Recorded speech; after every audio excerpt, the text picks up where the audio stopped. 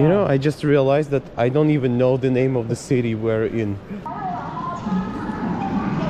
We crossed northern China by train because it was freezing cold and we weren't prepared with warm clothes.